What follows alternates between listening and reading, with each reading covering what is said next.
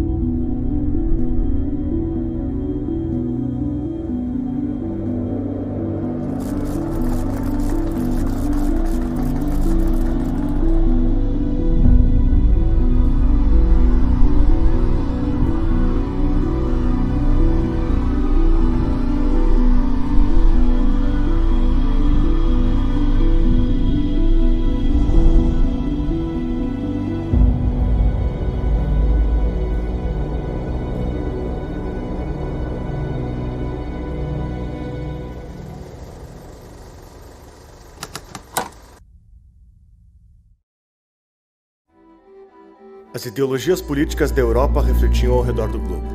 O Brasil não era uma exceção. Um golpe militar derrubou a monarquia e na instauração da República foi tocado o hino da Revolução Francesa. Com dimensões continentais, o Brasil era administrado de forma federativa. Os estados tinham autonomia em relação ao governo central. Uma dessas autonomias era a política educacional. Cada estado decidia como funcionava seu sistema de ensino. Foi só quando Getúlio Vargas fez sua revolução que foram criados os ministérios que permitiriam ao governo central expandir seu controle. Um deles foi o Ministério da Educação. A criação de um órgão centralizador do sistema de ensino nacional traria mudanças profundas na nossa história. Pense quais são as grandes autoridades no Brasil em matéria de educação antes dessa centralização burocrática. Você tem as igrejas católicas, praticamente todo o país. As melhores escolas, elas seguiam métodos católicos, Montessori, Dom Bosco, assim por diante. E os militares. Eram as escolas mais técnicas, geralmente com uma mentalidade positivista. Só que esta mudança não era especificamente para a doutrinação, mas tentava atender demandas reprimidas que o Estado brasileiro de fato possuía, como, por exemplo, índices muito expressivos de analfabetos, índices de pobrezas, enfim. Com essas ramificações, com essas demandas, nós vamos ter ao longo das décadas de 10, de 20 e de 30 do século XX, diferentes maneiras de conseguir responder a isso. E eu gosto de dividir essas maneiras em pelo menos 3 grandes escolas, 3 linhas de pensamento. A primeira linha seria a linha católica. No governo Vargas há um ressurgimento do catolicismo brasileiro, que agora buscava espaço também na política. O movimento católico tentava reestabelecer o ensino religioso no Brasil, apagado desde a monarquia brasileira. O segundo ponto de debate, de choque, ele será organizado basicamente pelos comunistas brasileiros, que também entendiam que o Estado brasileiro tinha que atender às suas demandas. A doutrina marxista também marcava presença no país.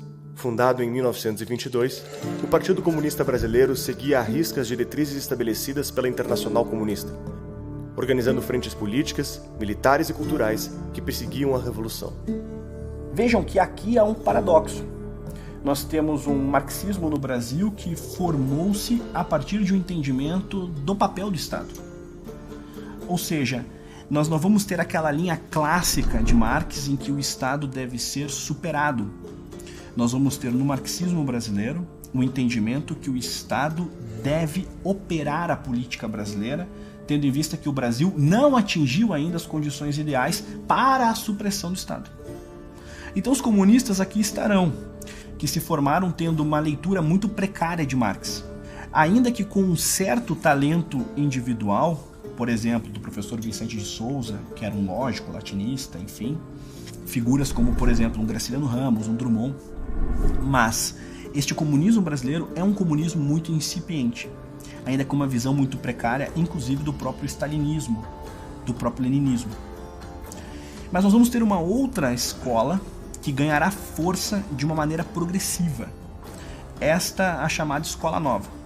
A democracia precisa renascer a cada geração, e a educação é a sua parteira. As antigas ideias de Hegel, de uma filosofia com forte presença do Estado, exerceram profunda influência no mundo todo. Um dos casos mais importantes é o do americano John Dewey, fundador da pedagogia da Escola Nova e entusiasmado leitor de Rousseau, Kant e Hegel. Suas propostas baseavam-se numa educação pública, gratuita e laica, que prepara o país para o mercado de trabalho. Para Dewey, a educação servia para capacitar os alunos com habilidades técnicas e ensiná-los a viver adequadamente na sociedade. O John Dewey era um herdeiro da escola pragmática. Para o pragmatismo, o conhecimento praticamente não existe. Só existem convenções. Então, qual é o sentido de um conceito, por exemplo? O sentido de um conceito é o sentido em que você vai usar o conceito. Então, se você define uma bola como isso, assim, assim, assim, não é porque a bola seja isso. É porque você vai usar a bola desta maneira. Tá certo? Então, tudo fica condicionado, vamos dizer, ao uso prático imediato. Então, não há mais... A questão da veracidade não existe mais. Veracidade é apenas prática, praticidade. A pedagogia da Escola Nova foi disseminada no Brasil por um de seus admiradores, Anísio Teixeira. A educação escolar é o processo pelo qual se distribuem adequadamente os homens pelas diferentes ocupações da sociedade. Influenciados pela filosofia de Dewey, um grupo de educadores brasileiros assina um manifesto para introduzir a pedagogia da Escola Nova no Brasil. Aquele documento que é o Manifesto dos Pioneiros da Educação Nova, ele, se você ler o texto, ele mostra várias tendências ali. Uma tendência muito forte é do Anísio Teixeira, defendia a ideia de uma educação pragmática, ligada ao trabalho, uma educação prática, etc. Então o Manifesto dos Pioneiros, ele junta um pouco essas ideias. Ele é uma expressão da necessidade de uma educação pública, uma educação basicamente laica, é muito diferente da concepção tradicional da igreja, que a igreja tinha uma ideia muito tradicional, você tem que ensinar filosofia, religião, latim. Então, digamos, há um conflito aí muito grande. O Anísio era percebido como uma coisa terrível, porque ele era pragmático, ele era americano. Isso era muito contra o pensamento católico. Essa escola nova se desviou muito do conhecimento do que é uma criança humana completa. É um movimento meio sentimental de educar. O aprendizado tem que ser lúdico, a criança tem que aprender brincando. Enfim, é uma visão sentimental da educação que gera crianças tão muito fracas e se perde, vamos dizer assim, a busca do conhecimento e do estudo. Então, a escola nova é mais uma forma disfarçada de manipulação popular através dos sentimentos. É isso a educação da escola nova. Então, como é que você pode apoiar um movimento desse em que você percebe que justamente através desses movimentos houve um decréscimo cada vez maior das escolas e do aprendizado e dos resultados que estão aí para nos dizer o resultado dessa escola nova. Então, mas eu perguntei, e aí, a matemática, e aí a história, e aí a geografia, e o português? Isso aí não é tão importante mais, agora o importante é o método, não tanto o conteúdo. E quando o método começa a privilegiar o conteúdo, acaba a escola. Isso foi o que aconteceu com a escola nova.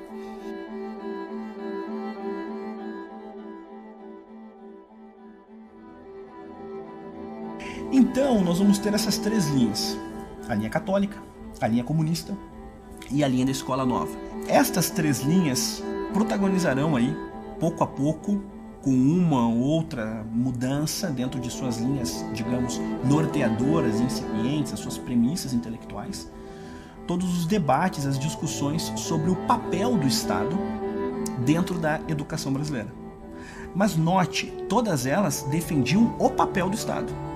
Eu acho que o contexto importante da criação do Ministério da Educação é um acordo que o governo de Vargas faz com a Igreja Católica, no sentido de que a Igreja Católica ia assumir o controle da educação e em troca ele ia dar o apoio para o governo. O Getúlio Vargas ele precisava fazer uma concessão aos católicos.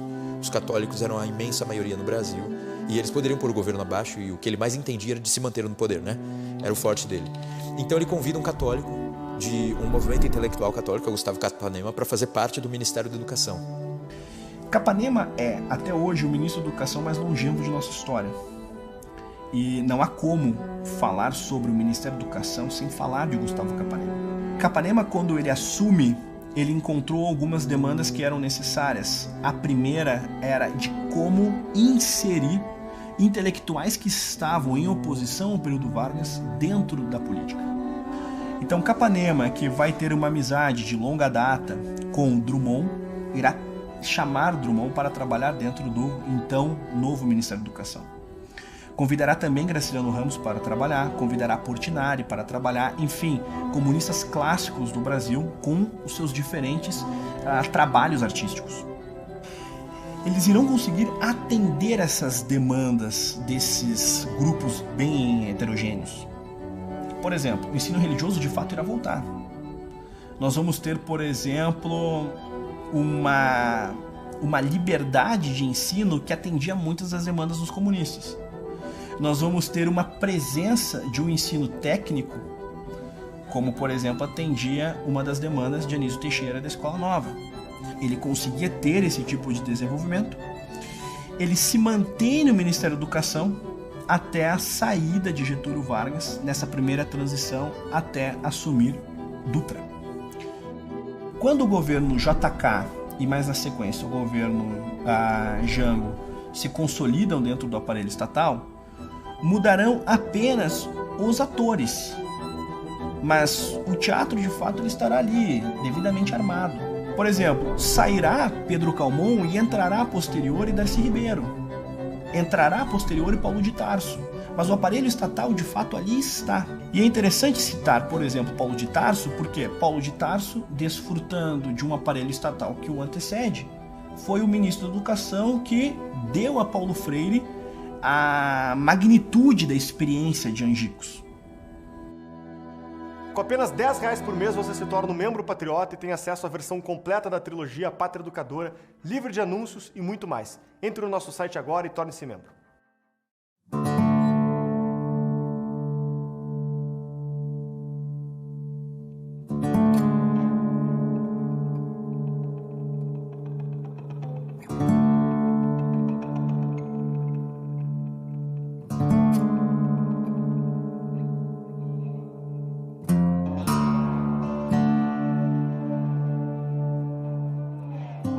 Em primeiro lugar, eu sou Paulo Freire, eu nasci no Recife há muito tempo atrás. Nasci numa família de classe média, bem comportada, me sentia muito bem, muito feliz dentro da família. Na relação com meu pai, na relação com minha mãe, com meus irmãos, com meus parentes, afinal. Nasci numa casa com um quintal longo, largo, cheio de frutas e de fruteiras e de passarinhos cantando. No período no fim dos anos 20, eu nasci exatamente em 21, a minha família sofre o impacto, como outras, o impacto da grande depressão econômica de 29 e 30. E essa coisa afetou mais ou menos a vida normal da família nossa. Um pouco mais à frente, o pai de Paulo Freire irá morrer. E a alfabetização de Paulo Freire ela será marcada por esse luto e por essa dificuldade financeira. Paulo Freire tem méritos, por exemplo, a maneira como ele conseguiu alfabetizar-se.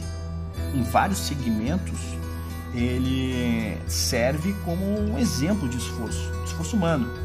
A maneira como ele entrou na faculdade, a maneira como ele conseguiu graduar-se na faculdade de Direito. E dentro desse itinerário, ele será convidado para ser professor de português. E a partir desse convite, ele irá descobrir como exercer a pedagogia, de como lecionar. Mas como Paulo Freire parou em Angicos? como de fato este homem que nasceu pobre um dia foi descoberto por um presidente da República e vai ter lançado uma iniciativa com tamanho prestígio já ao seu tempo. Paulo Freire, dentro do SESI, ele começará a lançar essas teses, essas experiências sobre desenvolvimento pedagógico. Ele vai chamar a atenção de um deputado federal no Rio Grande do Norte e ele será convidado a desenvolver uma política de alfabetização de adultos. E a partir desse desenvolvimento ele vai para Angicos. Em Angicos, uma pequena cidade no sertão do Rio Grande do Norte, à beira da antiga estrada de ferro, começaram uma revolução. É uma revolução de verdade, séria, bem organizada. Sua primeira fase durou apenas 40 horas. O alvorecer de autêntica reforma de base que está repercutindo em todo o Brasil e que possivelmente logo envolverá o país inteiro. Angicos é uma cidade típica do Rio Grande do Norte, onde mais de 75% dos adultos vivem e morrem na pobreza e no analfabetismo. E entre os restantes, grande parte só sabe ferrar o nome na hora de votar, incapaz de ler o que escreveu. A Revolução de Angicos foi iniciada para acabar com o analfabetismo, o problema básico do Estado. Para tirar do escuro aquela gente, voluntários sacrificaram as férias e o conforto de Natal para começar o processo revolucionário da educação. Vieram ao sertão para ajudar a salvar o Brasil com honestidade.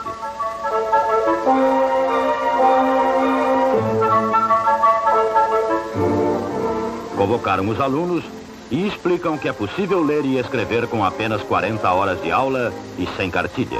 Integraram-se no grupo, ouviram os seus problemas, recolheram um vocabulário básico da região, instalaram as salas de aula nas casas maiores, trouxeram cadernos, lápis, lampiões de querosene e também ânimo e a verdadeira esperança.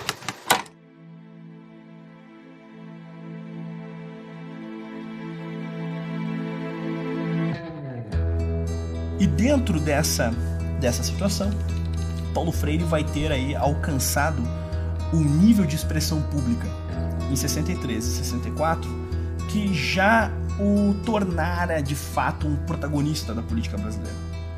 Porque note, o que é interessante é que na abertura de Angicos, o governador do Rio Grande do Norte lá estará, e no encerramento da experiência de Angicos nós vamos ter todos os governadores do Nordeste, mais a presença de João Goulart e também a presença de Castelo Branco general, próximo presidente do Brasil, ele de fato estará também na experiência de Angicos.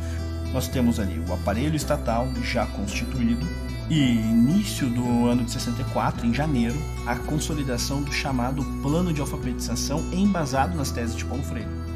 Castelo Branco viu isso e já atento não só à política nacional de educação do governo Jango, desenvolvida em janeiro de 64, mas ele já percebeu, aqui nós temos um problema.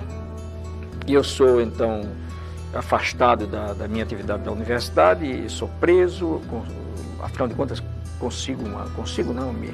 me aposentam quando eu não tinha nem tempo de serviço, nem doença, nem queria me aposentar, e eu fui aposentado sem consulta nenhuma. A ditadura militar de 64 considerou, e não só considerou, mas disse por escrito, publicou, que eu era um perigoso subversivo internacional, um inimigo do povo brasileiro e um inimigo de Deus. Quer dizer, ainda arranjaram essa carga para mim de ser inimigo de Deus. Há um Paulo Freire que eu tendo a respeitar, tendo a entender melhor. É o Paulo Freire do começo de sua trajetória. Eu imagino que alguém com o perfil dele, vivendo onde viveu, convivendo com as lideranças políticas, conviveu no ambiente político e social e econômico do Nordeste brasileiro, com a presença de líderes de esquerda que foram significativos no seu tempo. Então eu não me surpreendo que alguém com a formação dele se deixasse seduzir pelo ambiente político da época, não é, para tomar um rumo à esquerda.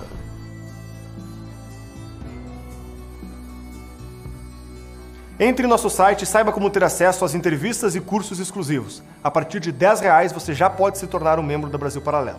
Contamos com você. Durante o exílio de Paulo Freire, acontecimentos do outro lado do globo tiveram forte influência sobre a sua pedagogia.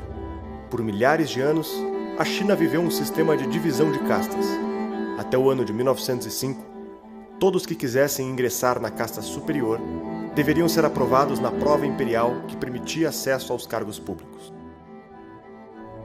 Foi a partir dessa herança que Mao Tse-tung ressignificou a dialética hegeliana, materializada por Marx e reinterpretada à luz de Lenin.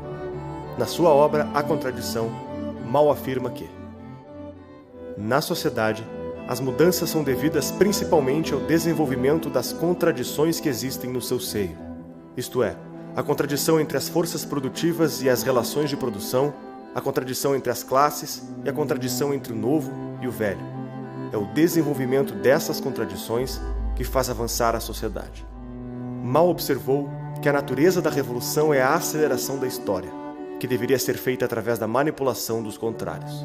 Não apenas do conflito entre burgueses e operários, mas entre todas as contradições presentes na sociedade.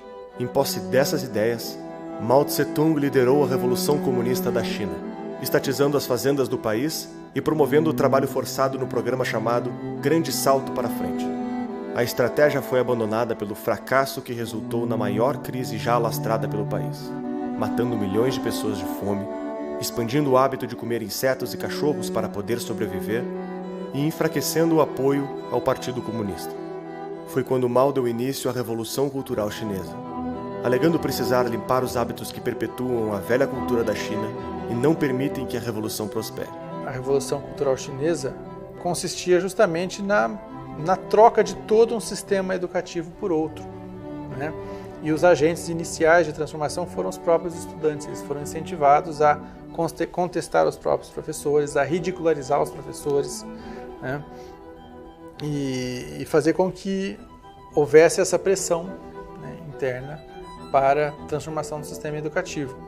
A ideia era que, daquele sistema tradicional, o sistema chinês adotasse um sistema moderno, europeu de caráter marxista. A ideia era manter o fervor popular, perseguindo professores, intelectuais e dissidências do partido. As escolas e os professores foram acusados de fazer forte apologia à cultura tradicional e ocidental. Todos os ambientes da sociedade precisavam ser transformados em um campo de reeducação, para que a ideologia pudesse entrar na alma de todos os chineses e ninguém ficasse de fora do programa do Partido Comunista. Mao intensificou o terror da sociedade. Escolheu como seu primeiro instrumento de terror jovens das escolas e universidades. Em 18 de junho de 1969, muitos professores e funcionários da Universidade de Pequim foram arrastados diante da multidão e maltratados.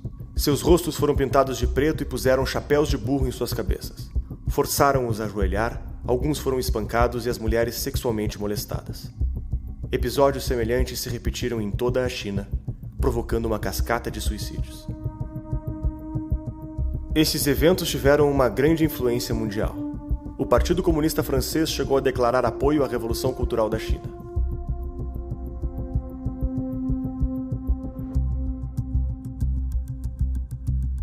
A ideia de uma revolução cultural já vinha sendo gestada no movimento comunista desde o final da década de 20, quando pensadores começaram a observar os rumos da ditadura stalinista na União Soviética e repensar o marxismo.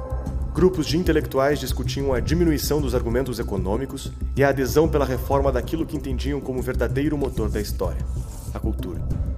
Com a disseminação da Revolução Cultural Chinesa, essas ideias ganharam exemplos práticos e entusiasmaram parte da intelectualidade europeia.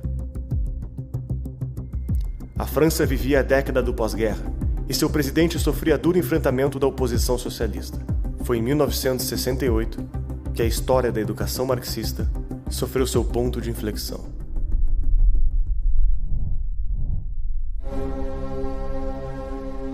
Por volta das 9h30 da noite, mais de 20.000 alunos se reúnem nas ruas de Paris.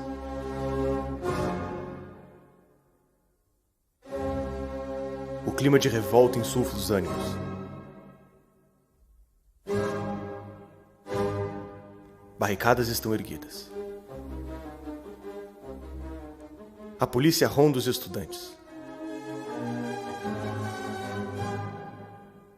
E às 2h15, o conflito começa. Gás lacrimogêneo, coquetéis Molotov e pedras voando transformaram a noite das barricadas em um marco histórico.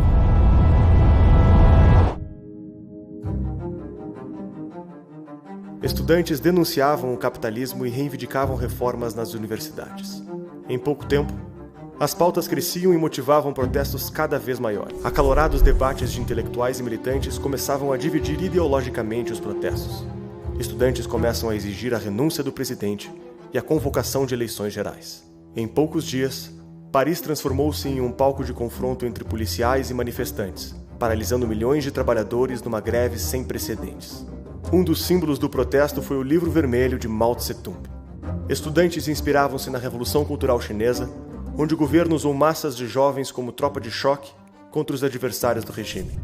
Os acontecimentos tornaram-se um marco histórico, amplificando a ideia de que a verdadeira infraestrutura da sociedade não eram os modos de produção, mas a cultura, que seria a nova linha de frente do movimento socialista. Eu era professor em Nanterre, em 1968. Eu era professor do Cohn-Bendit, que hoje é deputado pelos Verdes na Alemanha. Ele foi o símbolo daquele negócio, ele e outros lá, daquele negócio. Aquilo me chamou muita atenção, porque de alguma maneira ali você via uma sociedade que queria mudar e não era em função do que nós tínhamos aprendido a vida inteira, só da luta de classe como motor da história.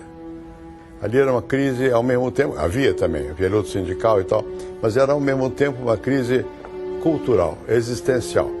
Eu estava vindo do Chile naquela época, onde era Guevara que predominava, né, guerrilha, o anti-imperialismo, a luta de classe. E na Terra não era nada disso, é proibido proibir.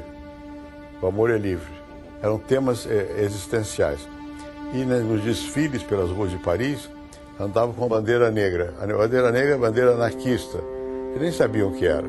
E a Internacional Socialista Comunista diz assim, de pé ou famintos da terra.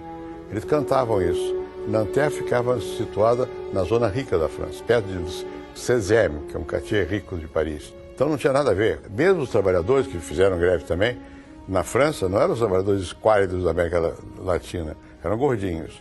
E cantavam de pé ou famintos da terra. Havia uma certa desconexão. Desta época, não restou apenas a história, mas toda uma nova era das ciências sociais. Até hoje, os pensadores envolvidos direto ou indiretamente com Maio de 68 são autores prestigiados na academia, que lideram a produção intelectual das universidades brasileiras e inauguram uma bibliografia absorvida pelas nossas instituições de ensino.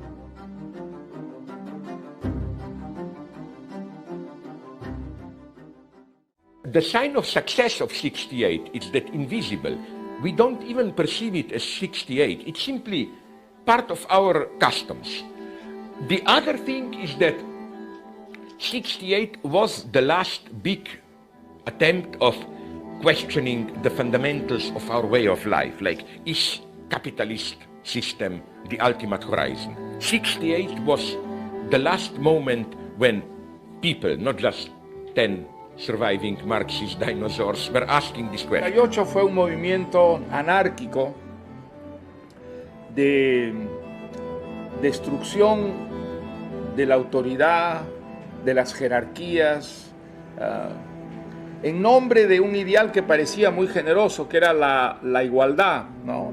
Había que respetarlo todo, había que desaparecer toda forma de jerarquías que estableciera una superación, una discriminación, una calificación de las culturas o de los saberes.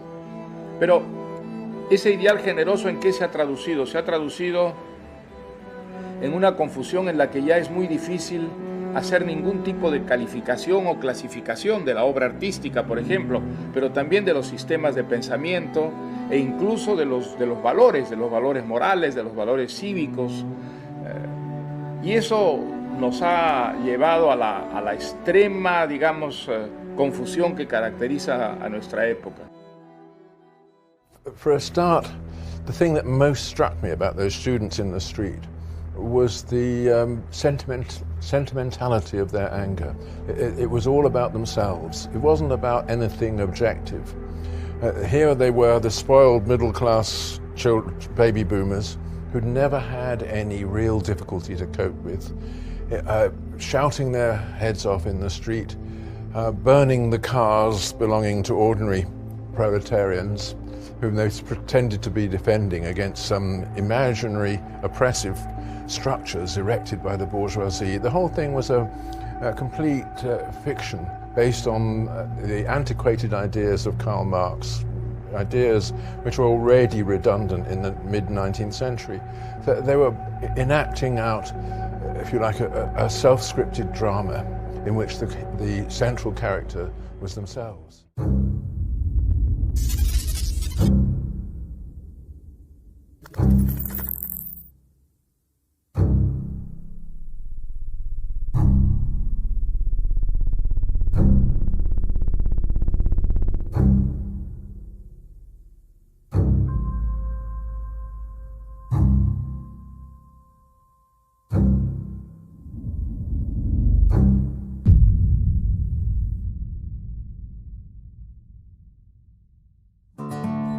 Na verdade, a primeira vez que eu li Paulo Freire foi no intercâmbio que eu fiz no Japão. E era uma professora americana que dava uma matéria de educação e ela recomendou que a gente lesse o Pedagogy of the Oppressed. E era o livro principal, né, da matéria dela sobre educação. Mais recentemente, pelo meu interesse em educação, eu voltei um pouco a ler Paulo Freire. E o que me chocou dessa vez é que o Paulo Freire é completamente honesto, aberto e explícito acerca da politização da sala de aula. As pessoas não têm noção do que é verdadeiramente a obra de Paulo Freire. O Paulo Freire ele é um desses símbolos, né, um desses intelectuais que acabou virando uma bandeira e as pessoas olham para o Paulo Freire e imaginam o que elas querem imaginar. Como ele sempre disse, ele nunca teve a pretensão de ser original.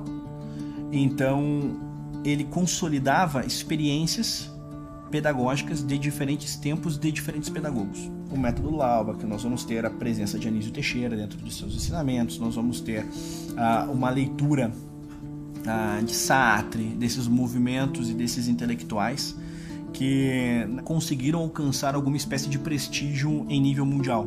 E Paulo Freire será um leitor voraz desses homens e aplicará ao seu modo uma leitura de um marxismo um tanto quanto vulgar. Ele vai substituir o oprimido do processo do trabalho e irá entender o aluno como aquele que está oprimido dentro do processo de alfabetização. As pessoas tendem a achar que Paulo Freire é simplesmente uma pessoa generosa, que se importa com os alunos, que se importa com a autonomia do pensar, que se importa com a conscientização. E tomadas assim soltas, ninguém é contra isso. Né? Ninguém é contra a conscientização, ninguém é contra a autonomia do aluno. Mas quando você vai analisar a obra do Paulo Freire, você vê que ele não fala de uma conscientização qualquer. Ele não quer realmente uma conscientização do aluno para que o aluno, com autonomia, possa formar sozinho a sua própria visão de mundo. Ele não quer isso.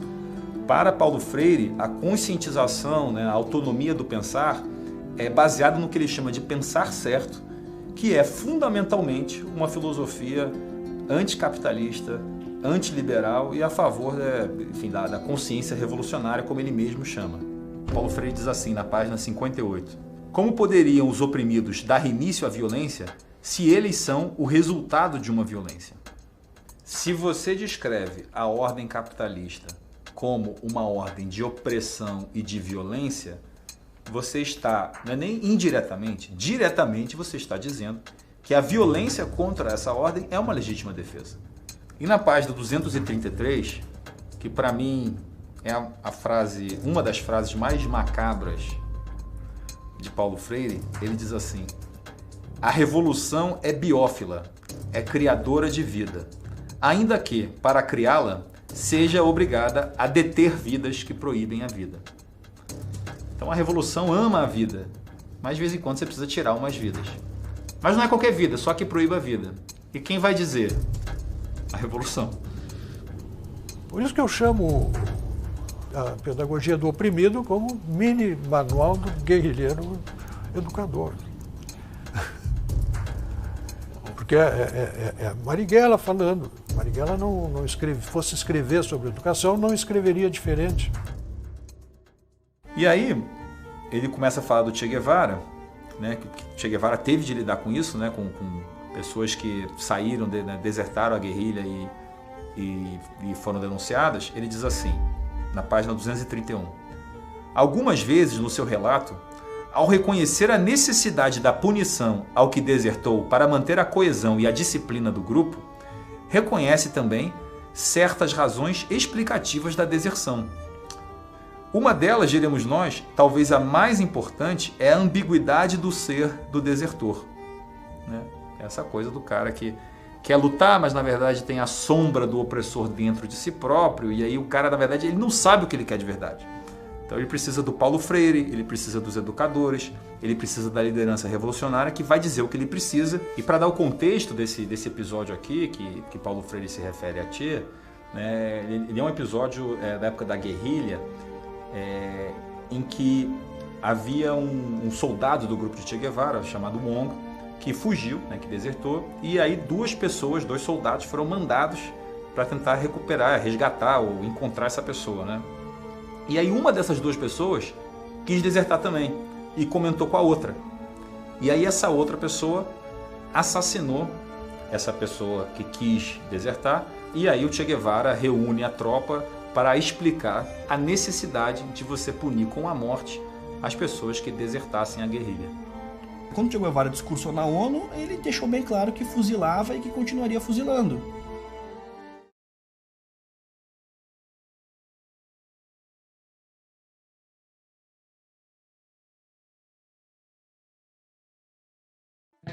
Para Paulo Freire, todavia, Che Guevara foi definido como um sinônimo de amor. Isso é muito interessante porque ele, com uma formação católica, ele sabia muito bem, que ele não era ignorante nesse aspecto, que Deus se definiu como amor. Nós vamos encontrar em uma das cartas a João que Deus se define como o amor.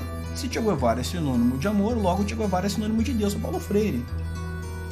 E uma vez que ele era um neomarxista à brasileira, um marxista vulgar, nós vamos entender que para Paulo Freire a assimilação do marxismo era justamente nesse tipo de característica, ou seja, uma característica messiânica, em que aqueles que atuam na praxis, eles atuam dotados de poderes que os fazem transcender.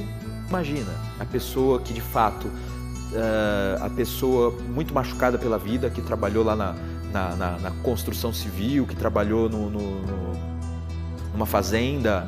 Ela chega para uma escola e ele vai usar justamente os termos ligados à profissão da pessoa para ensinar as palavras. É uma técnica para depois ele ficar dizendo o seguinte: você tem um chefe, você tem alguém interessado, alguém que está te explorando, e ele vai ensinando o marxismo de baixo nível, né? Eu não sei nem se Paulo Freire leu muito Marx, não. O que são as palavras geradoras? Exemplo, eu pego a palavra tijolo e eu coloco em um quadro. Tijolo. E eu começo um processo de apagar sílabas e letras e vou estimulando que os alunos acessem o que está faltando, acessem os sons, enfim. É uma maneira particular de trabalhar a escrita com a leitura e com a memória fotográfica dessas experiências. Só que o método de Paulo Freire ele não para necessariamente na apresentação da palavra geradora. A palavra geradora ela é essencialmente aquilo que parte da realidade do próprio aluno. Mas o método de Paulo Freire ele deve partir da palavra geradora e acessar a conscientização, ou seja, tijolo. Aí você pergunta enquanto professor, o que você faz com tijolo? Aí o seu aluno, por exemplo, ele é pedreiro. E você começa a conversar. E daqui a pouco você está falando sobre salário, o quanto que ele é explorado. Então as palavras geradoras, elas servem para atingir um nível de consciência social.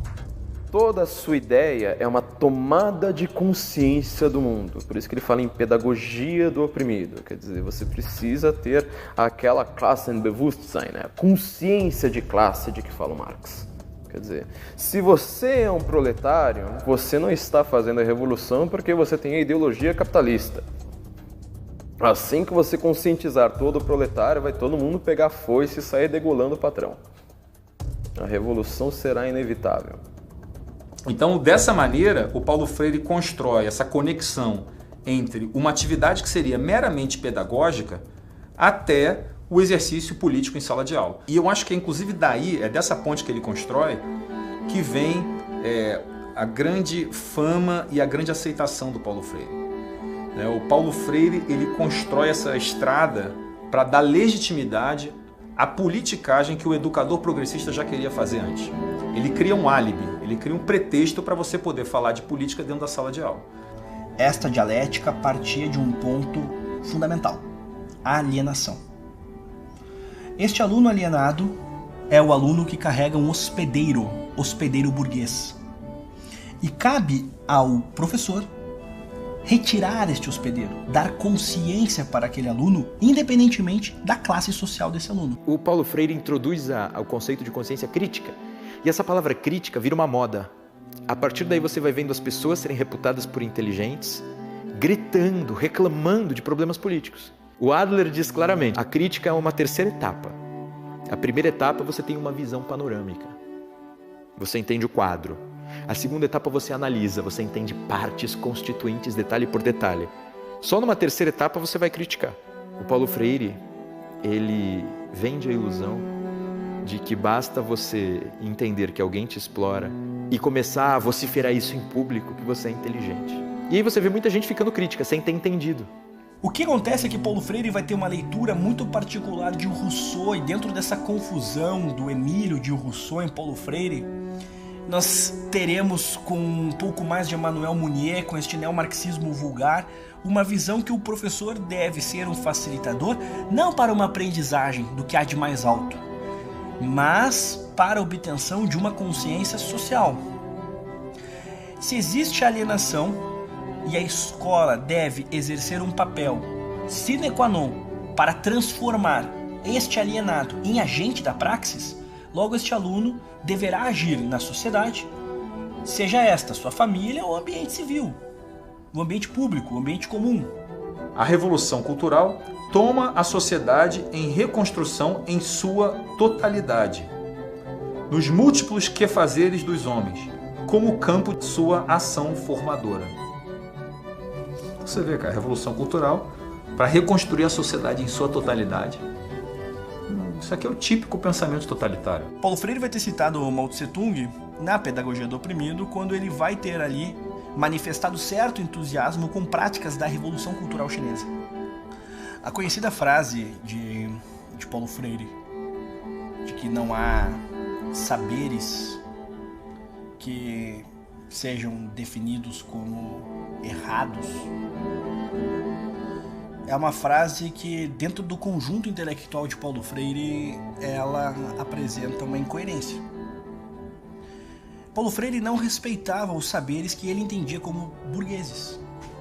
Comportamentos, envolvimentos com certos tipos de artistas. Para Paulo Freire, e ele cita nominalmente Beethoven, Beethoven representa um comportamento burguês.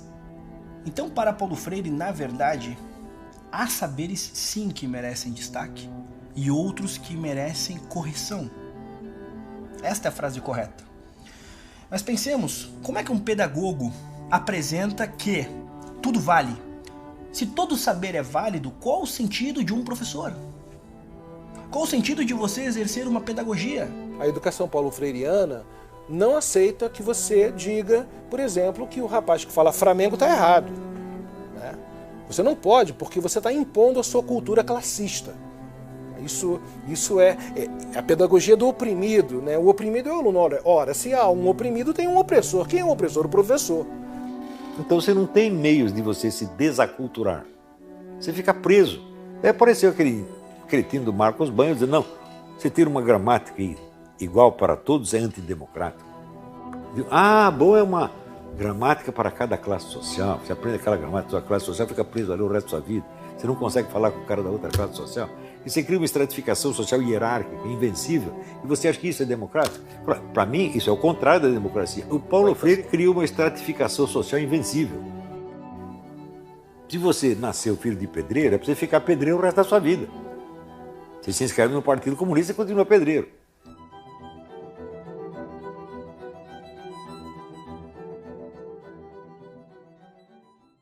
A primeira vez que eu li a carta de despedida de Machado de Assis a Nabucco, eu estava em um trem lotado, e eu comecei a chorar com o transporte brasileiro, com todos os seus problemas. A beleza da literatura é esta, faz com que você transcenda. você não está necessariamente naquele lugar, você está naquele momento no leito de Machado de Assis. Para Paulo Freire, você não deve encarar a literatura dessa maneira. Você deve encontrar na literatura explicações sobre a sua realidade, ou seja, há um realismo que empobrece a linguagem, a literatura, o imaginário. Então, se você já nasceu pobre, você já nasce, dependendo do contexto, sem saneamento básico. E você tem um pedagogo que determina que a sua vida deve ser restrita àquilo. Então você nasce com cheiro de esgoto, você vai para a escola e vai refletir sobre o cheiro de esgoto. Você vai ter passado anos sobre o cheiro de esgoto. E a sua vida vai ser pautada apenas sobre o cheiro de esgoto. E veja, eu não defendo uma pedagogia que aliene o aluno. Muito pelo contrário. As intenções da Revolução Cultural Chinesa estavam expressas na pedagogia de Paulo Freire, que buscava transformar as escolas em um ambiente de consciência revolucionária. Todos os professores deveriam pensar sobre isso.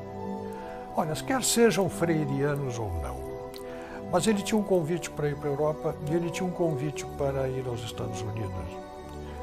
Ele foi aos Estados Unidos, em Harvard, e dessa experiência de um ano, numa das 2 melhores universidades norte-americanas, ele se refere dizendo que esteve na toca do bicho.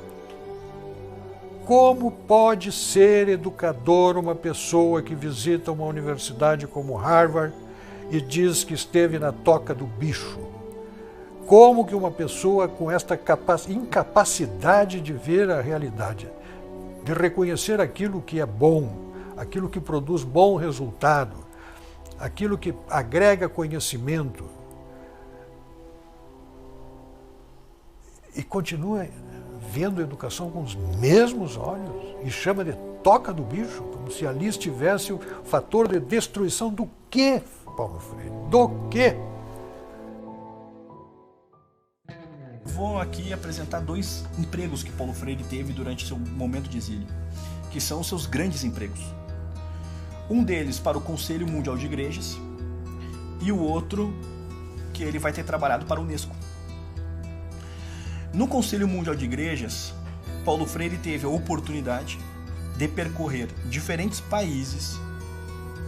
Ele fez mais de 100 viagens, disseminando o seu pensamento, tendo obras traduzidas, tendo a oportunidade de utilizar países africanos para aplicar o seu método. Mas note, aqui nós temos já um ponto que explica, em alguma medida, o próprio prestígio internacional de Paulo Freire. Porque note, Paulo Freire não foi um intelectual que foi conhecido por alguém da academia norte-americana, por exemplo, e a partir dessa experiência literária, textual, intelectual, este começou a propagá-lo. Paulo Freire não teve esse itinerário um pouco mais, digamos, tradicional. Paulo Freire, ele, de uma maneira um tanto quanto arbitrária pelo próprio Conselho Mundial de Igrejas, começou a viajar vários países com as suas obras traduzidas, com auditórios preenchidos, com espaços em salas de aula, com uma entrada pela porta da frente em várias universidades. Enfim, Paulo Freire, ele foi alguém que chegou pronto nesses espaços. Não foi alguém que foi descoberto. Uma vez que Paulo Freire, neste final de década de 60, década de 70, está se popularizando dessa maneira, o brasileiro médio recebia tudo isso, todos esses louros, esses títulos, de uma maneira muito eufórica. Afinal, é um brasileiro sendo reconhecido no mundo. Esse viralatismo que nos acompanha já há muito tempo em diferentes figuras. E como o próprio Nelson Rodrigues mesmo colocou, o brasileiro buscaria um prêmio Nobel até a nado, porque brasileiro gosta de canudo, né? Gosta de título. Enquanto Paulo Freire esteve no exílio, os militares acentuaram o papel do Ministério da Educação, que nasceu em um espaço ditatorial, em uma ditadura muito mais severa que a que o Brasil experienciou com os militares do poder. Então aquilo que outrora existiu no aparelho estatal de Getúlio Vargas com a sucessão do Estado Novo, com a presidência de Dutra e com todos aqueles que vieram na sequência, até chegarmos, por exemplo, em Figueiredo, nós vamos ter um Brasil ainda mais tentacular, inclusive na parte da educação. Com a promessa de espantar as ameaças comunistas do país, os militares seguraram o governo do Brasil em suas mãos durante 21 anos. Com o total desgaste das Forças Armadas, a esquerda universitária assumiu um protagonismo que até então não conhecia. Ao longo do período militar, ao longo do regime, lentamente as estruturas educacionais foram sendo aparelhadas. Não havia concurso público, os professores eram convidados nas universidades e tal. Quando eu ingressei na universidade em 81, ainda no que foi chamado de extensão lenta e gradual, né, eu já tive professores na Santa Úrsula que faziam uma doutrinação bibliográfica. Por exemplo, eu fui doutrinado na universidade a não ler de modo algum Gilberto Freire, porque ele havia defendido a ditadura. Então, o professor em sala de aula, ainda no regime militar, não, vocês não leiam Casa Grande Senzala. Evidentemente, você tem a repressão. Né? Quer dizer, você tem o decreto 477, que já chamava, que é um decreto-lei que ele criava um clima de muita perseguição em cima de estudantes que podiam ser demitidos, expulsos das universidades, professores. Você tem muitas cassações de professores que são postos para fora da universidade por ratos do governo. Eu acho que o domínio da esquerda nas universidades se caracterizou de forma mais evidente a partir da Guerra Fria, assim, que aqui no Brasil significou a ditadura, que foi a Guerra Fria no Brasil. Agora, se você for para trás, se você for para a Europa, por exemplo, e você pensar antes da Segunda Guerra Mundial, por exemplo, no período entre as duas guerras, e que você já tem, grosso modo, as ciências humanas, já era parceira do projeto soviético, inclusive teve gente como Sartre, Simone de Beauvoir, ficou defendendo a violência soviética anos e anos, porque quando veio a Guerra Fria, na Europa, a maior parte dos intelectuais estava do lado da União Soviética.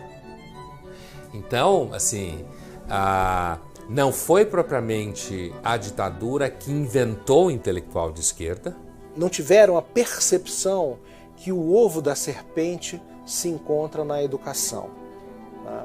O Brasil tem uma longa tradição de esquerda, desde o início do século com os anarquistas, desde a década de 30 com a expansão do comunismo, da União Soviética, né?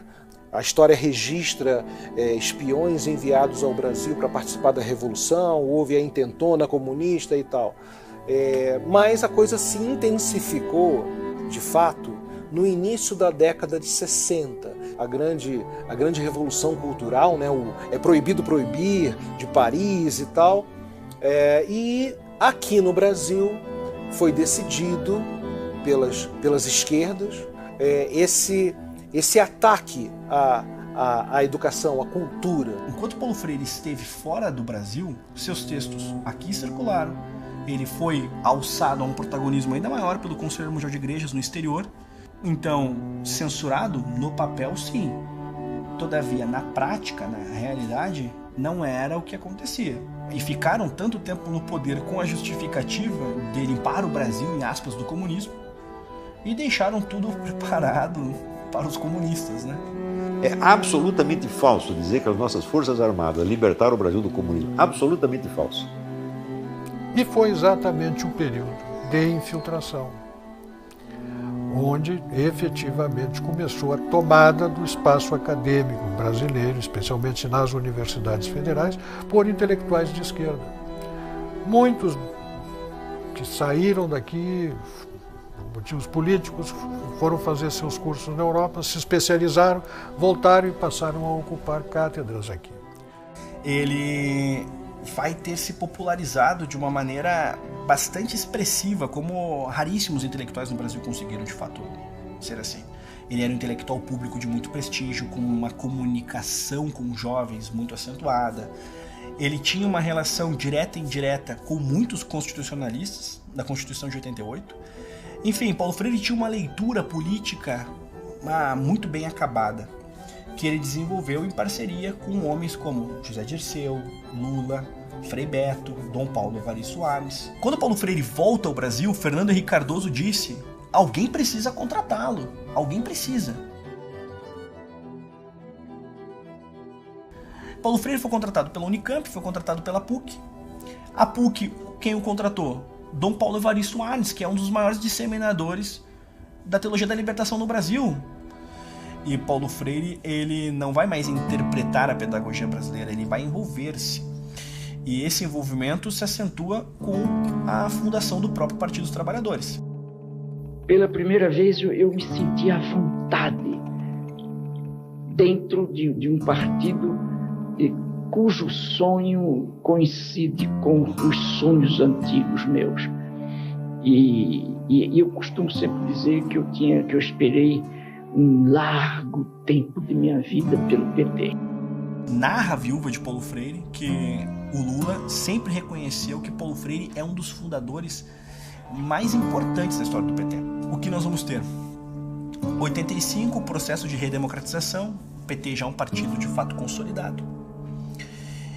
E com as eleições de 88, nesse limiar 89, Erundina vence em São Paulo e ela convida... Paulo Freire foi secretário de Educação da Luísa Erundina. Seu grande maior legado é a coisa de que a esquerda mais tem vergonha em todo o Brasil: a aprovação automática. Quer dizer, mesmo que você não tenha aprendido nada, você sai da primeira série e vai para a segunda. Você sai da segunda e vai para a terceira. Assim você chega na oitava com conhecimento de primeira série e está sendo aprovado e sendo aprovado, assim por diante.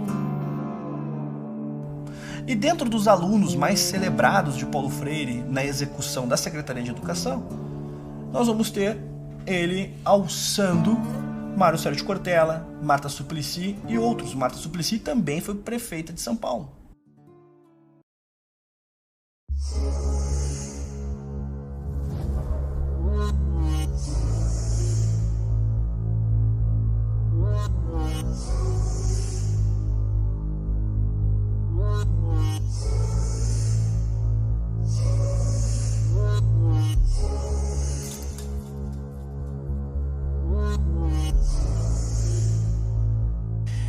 Bem, Paulo Freire morre em 1997 e muito importante que se diga que, diferentemente de outros intelectuais brasileiros, Paulo Freire não se retratou. As posições que ele tinha politicamente, ele basicamente as manteve por inteiro. Nós vamos encontrar em ecos laterais algumas críticas ao stalinismo. Todavia, Paulo Freire morreu entendendo Che Guevara, por exemplo, como sinônimo de amor. Ele morreu entendendo que a Revolução Cultural Chinesa foi uma boa tentativa de aplicação pedagógica. E por que eu digo isso? Principalmente no exemplo de Cuba. Porque Paulo Freire tinha uma viagem marcada em 97 para revisitar Cuba. E a impressão que Paulo Freire tinha em 97, segundo seus próprios biógrafos de maior prestígio, por exemplo, o próprio Sérgio Haddad, Paulo Freire em 97 entendia Cuba como um país sem desigualdade, como um país com excelentes índices em educação, enfim. É claro que as experiências feitas pelos países comunistas simultaneamente desmentiam o discurso. O que eu não entendo é que, passado tanto tempo, esse discurso e essa personagem continue a mobilizar, a inspirar e se tenha transformado em um mito dentro da educação brasileira, um ser quase, uma divindade quase intocável. Não? Escrever contra Paulo Freire suscita iras cósmicas. A última obra escrita por Paulo Freire, ainda em vida, foi Pedagogia da Autonomia, que em um intervalo de menos de 10 anos já ultrapassava quase 700 mil cópias vendidas. Ele diz assim: não posso proibir que os oprimidos com quem trabalho numa favela votem em candidatos reacionários, mas tenho o dever de adverti-los do erro que cometem, da contradição em que se emaranham. Votar no político reacionário é ajudar a preservação do status quo. Sou professor a favor da luta constante contra qualquer forma de discriminação, contra a dominação econômica dos indivíduos ou das classes sociais. Sou professor contra a ordem capitalista vigente, que inventou esta aberração, a miséria na fartura. Ainda nesse tema de que o professor deve trabalhar a conscientização e deve ser o exemplo também dessa conscientização, Paulo Freire diz o seguinte: que podem pensar alunos sérios de um professor que, há 2 semestres, falava com quase ardor sobre a necessidade da luta pela autonomia das classes populares e hoje, dizendo que não mudou, faz o discurso pragmático contra os sonhos e pratica a transferência de saber do professor para o aluno? Vamos analisar. Primeiro ele fala assim: o que os alunos podem pensar de um professor que falava com ardor sobre a necessidade da luta pela autonomia das classes populares? Aí vamos parar aqui. O que o professor está fazendo em sala de aula falando sobre a necessidade de luta das classes populares? Esse é o primeiro ponto, né? E o segundo ponto é o seguinte: é esse professor dizendo que nada mudou, agora faz o discurso pragmático contra os sonhos e pratica a transferência de saber. Quer dizer, e agora está ensinando. Olha assim, a inversão completa. Quer dizer, ele está criticando o professor que resolveu parar de falar de política e ensinar. Se você for ler o Paulo Freire com atenção, né, esses pontos dele, né, de conscientização contra a ordem capitalista, de promoção de consciência revolucionária e tal, esses pontos são tão explícitos, são tão abertos, que você fica pensando assim, por que isso foi dito dessa maneira tão aberta? Né? E eu não tenho certeza sobre isso, mas tem algumas hipóteses. E uma delas é que, até recentemente no Brasil, você praticamente só tinha um consenso de esquerda, né, no meio político e cultural. Então, com isso, muito do que o Paulo Freire fala, eu tenho a impressão de que ele não se via como um ideólogo fanático, como ele realmente é. Ele não se via assim, ele se via simplesmente como o bom senso. Existe a esquerda, que é o bom senso, e existe o resto, que é a malvadez neoliberal, como ele chama, né? Que são os capitalistas, que são os exploradores. O capitalismo mata as pessoas, o capitalismo é a exploração, o capitalismo, né, provoca, vamos dizer, a miséria na fartura, como ele diz. Então, acho que essa é uma hipótese para explicar por que essa ideologia tão explícita, misturada com o que deveria ser uma proposta pedagógica. Ele em nenhum momento escondeu o que ele pensava. Ele não foi alguém subjetivo em que você tinha que acessar camadas de sua personalidade para entender o que ele de fato pensa sobre as coisas. Não, ele foi explícito. E note, Fernando Gabeira, Ferreira Goulart e outros arrependeram-se daquilo que defenderam nas décadas, por exemplo, do período militar, em vários aspectos, e afirmavam que o período militar, vários revolucionários de esquerda queriam o quê? A ditadura do proletariado. Paulo Freire, diferentemente destes homens e de outros, ele em nenhum momento se retratou. Cabe a pergunta: como a pedagogia do oprimido é lida com tamanha apologia a criminosos e as pessoas passam por estes textos de uma maneira tão indiferente? Tão indiferente. Note, você pode até ter uma visão de que o Estado deve participar da educação, que o MEC é fundamental, você pode ter uma visão à esquerda, você pode ter uma visão seja o que for. Agora, você passa impune a um homem que justificava a revolução, que chamava Che Guevara de sinônimo de amor, que justificou a revolução cultural chinesa. Você passa impune por isso? Impune? Coloque-se no lugar de um desses homens que de fato, ao longo das décadas, sofreram com esse tipo de tirania, com essas tiranias. A própria ideia de discutirmos Paulo Freire, ela já é em si um problema. Porque note, ele defendeu genocidas e morreu defendendo genocidas. Ele tem uma escultura ao lado da escultura de Mao Tse Tung. Qual o mérito nisso? Você tem uma escultura ao lado de Mao Tse Tung, e esta escultura é celebrada por muitos freirianos. Eu teria vergonha do meu maior intelectual, do meu símbolo pedagógico, ter uma escultura ao lado de Mao Tse Tung, o maior genocida da história da humanidade. O maior genocida da história da humanidade. Isso é bom de ser dito sempre. E é celebrado como se fosse o maior gênio da pedagogia que o Brasil foi capaz de produzir e ainda é capaz de produzir, porque ele é tratado de modo quase insuperável. Ouse questioná-lo. Que intelectual é este que você não pode questionar? Que trabalho intelectual é este que você não pode questionar? Paulo Freire questionava Beethoven, questionava Platão, mas o seu pensamento não pode ser questionado. Se fôssemos um país saudável, reitero isso, Paulo Freire não seria debatido. Debateríamos o quê? Entendimentos sobre sistemas pedagógicos, sobre o papel do Estado na educação, enfim, debates elevados sobre temas elevados. Ele é debatido porque somos um país socialmente doente.